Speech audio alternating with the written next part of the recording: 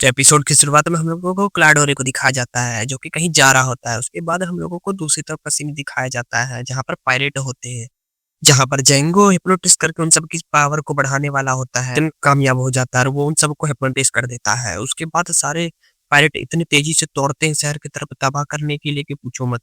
जिसे देख कर के लूफी को बहुत ज़्यादा गुस्सा आ जाता है और लूफी भी उन सबको मारने के लिए दौड़ जाता है। फिर लूफी एक-एक पंच में उन सब पायरेट को नीचे गिरा देता है और लूफी ऐसा इसलिए हो पाया क्योंकि जब जांगो सबको हिप्नोटाइज़ कर रहा था तब लूफी ने भी उसे देख कर के हिप्नोटाइज़ हो गया और उसके अंदर भी बहुत सारी ताकत आ गई। और ऊपर से लूफी के पास तो पहले से दिग्गंगम फ्रूट की पावर है और उसके बाद वो हिप्नोटाइज़ भी होगा, जिसकी वजह से उसके पास बहुत ज़्यादा ताकत आ गई और उसने सबको तुरंत ही हरा दिया। और उन सबको हराने के बाद लूफी सीधा दौड़ता है जांगो के शिप को तोड़ने के लिए और वो जैसे ही उसे उठाने की कोशिश करता है, वह धीरे-धीरे उठने तो लगता है पर जिस किनारे से उसने पकड़ा था, वो टूट जाता है। और लूफी उसे अपने हाथ में लेकर के सीधा दौड़ जाता है सभी पायरेट के ऊपर हमला करने के लिए और सभी पायरेट दौड़ने लगते हैं। तभी जांगो देखता है कि इससे तो हमारे सारे पायरेट नष्ट हो जाएँगे, तो वो उसे अपने हिप्नोटिस की वजह से वहीं पर सुला देता है। पर इसका कोई फ़ायदा नहीं होता, वो किनारा इतना बड़ा होता है कि लूफ़ी उसे अपने हाथ में पकड़ता तो है, वो पीछे की साइड गिरता भी है, लेकिन उससे सारे पायरेट दब जाते हैं और बहुत सारे लोग बेहोश हो जाते हैं वहाँ पर। उसके बाद हम लोगों को दूसरी तरफ का सीन दिखाया जाता है, जहाँ पर हम लोगों को मिज़काया को दिखाया जाता है, जो कि अपने रूम से निकल के सीढ़ियों से नीचे आती है, जहाँ पर वो देखती है कि उसका दूसरा बटलर बेहोश पड़ा हुआ होता है और वो उसे जाकर के उठाने की कोशिश। अभी वो बटलर सारी बातें मिज़काया को बताता है कि कैसे क्लाडोरे ने मुझे मारा और आपकी सारी जायदाद भी हथियाना चाहता है आपको मार करके। और वो बटलर बताता है कि वो सब झूठ नहीं बोल रहा था। उसके बाद हम लोगों को दूसरी तरफ का सीन दिखाया जाता है, जहाँ पर जांगो होता है कि देख रहा होता है कि उसके सारे पायरेट गिर चुके हैं और वो सोचता है कि अब तो हम लोग हार जाएँगे, तो उसके बाद वो 2 अपने सबसे ताकतवर पायरेट को बुलाता है, जिसका नाम होता है मियाओ ब्रदर्स। उसके बाद हम लोगों को दिखाया जाता है कि वो दोनों आते हैं और जो कि बिल्ली के जैसे दिख रहे होते हैं। तभी जांगो मियाओ ब्रदर्स को ऑर्डर देता है कि जाओ और रोरोनोआ को मार करके मेरे पास लेकर के आओ और जैसे ही वो लोग ऑर्डर सुनते हैं, वो सीधा दौड़ जाते हैं रोरोनोआ को मारने के लिए। और मियाओ ब्रदर्स जोरो के ऊपर अटैक करते हैं और उसका तलवार उससे छीन लेते हैं और आप लोग जानते हैं कि बिना तलवार के जोरो लड़ नहीं सकता।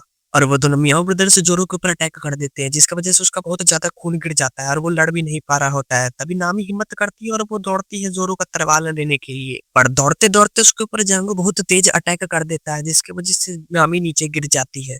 और वही सब लड़ाई के बीच में वहाँ पर क्लाडोरे आ जाता है और आते के साथ वहाँ पे जितने भी पायरेट होते हैं उसे देख कर के बहुत ज़्यादा डर जाते हैं और तभी क्लाडोरे बोलता है कि तुम लोगों को क्या हो गया है? तुम लोगों को शहर पर हमला करने में इतनी देर क्यों लग रही है और तुमने अभी तक हमला किया क्यों नहीं? और वो बोलता है टाउन तो छोड़ो, तुम लोगों से तो एक बच्चे भी नहीं सँभाले जा रहे हैं और अगर तुम लोगों ने अभी थोड़ा-सा भी देर किया तो मैं तुम सबको मार दूँगा।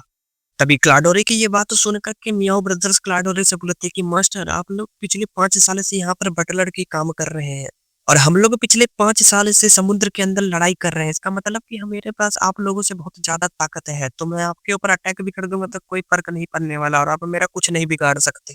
और ये बोलते के साथ वो दोनों मियाओ ब्रदर्स क्लाडोरे के ऊपर अटैक करने के लिए दौड़ जाते हैं।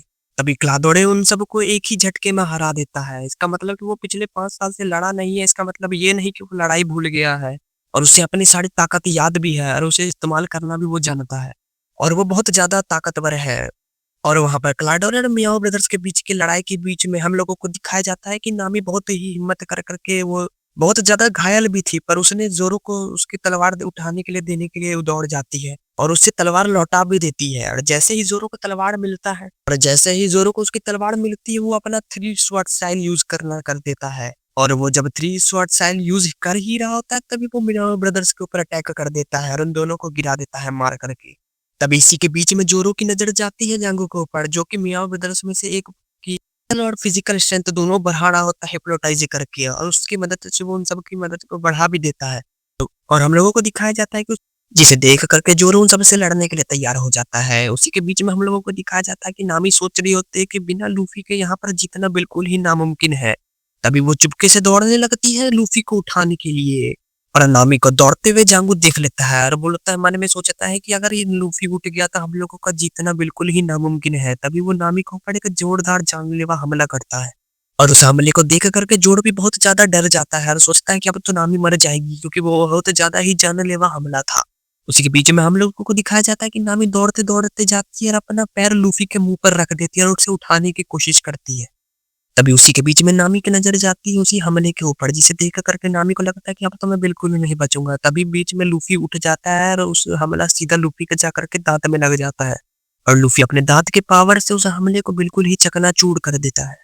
तभी लूफ़ी नामी को बहुत ज़्यादा गुस्से में बोलता है कि तुमने मुझे क्यों उठाया? मैं सो रहा था और उन दोनों की लड़ाई चालू हो जाती है। उसी के बीच में हम लोगों को दिखाया जाता है कि वहाँ पर मिज़काया आ जाती है। तभी क्लाडोरी की नज़र मिज़काया के ऊपर जाता है और वो बिना सोचे-समझे उसके ऊपर दौड़ जाता है हमला करने के लिए और जैसे हमला करने ही वाला होता है कि उसे उसोप बचा लेता है। इसी हमले के बीच में उसोप बहुत ज़्यादा घायल हो जाता है, जिसे देख कर के मिज़काया को बहुत ज़्यादा गुस्सा आता है और वो बंदूक निकाल लेती है और सीधे क्लाडोरी के ऊपर ताना देता है और बोलती है कि मैं तुम्हें बिल्कुल नहीं छोड़ूँगी क्लाडोरी, जिसे देख कर क्लाडोरी बहुत ही चालाकी से बोलता है कि और मिज़काया को इमोशनली ब्लैकमेल करने लगता है और बोलता है कि आपके पिता के मरने के बाद मैंने ही आपको सँभाला है पिछले सीने साल से और आपकी बहुत ज़्यादा सेवा भी की है। आपको लगता है कि मैं आपको मार सकता हूँ? और ये बोलते-बोलते क्लाडोरे मिज़काया के नज़दीक आने लगता है और उनके हाथ से चालाकी से गन छीन लेता है। और वो मिज़काया का गन लेकर के जैसे ही मिज़काया के ऊपर शूट करने वाला होता है, तभी उधर से लूफ़ी का एक गम-गम पिस्टल आता है और सीधा लगता है क्लाडोरे के मुँह पर और क्लाडोरे वहीं पर बेहोश हो जाता है। जिसके वजह से उसोप और मिज़काया वहाँ पर बच जाते हैं। और इसी सीन के साथ हमारा एपिसोड यहीं पर खत्म हो जाता है। तो मिलते हैं अगले एपिसोड में, तब तक के लिए वीडियो को लाइक करके चैनल को सब्सक्राइब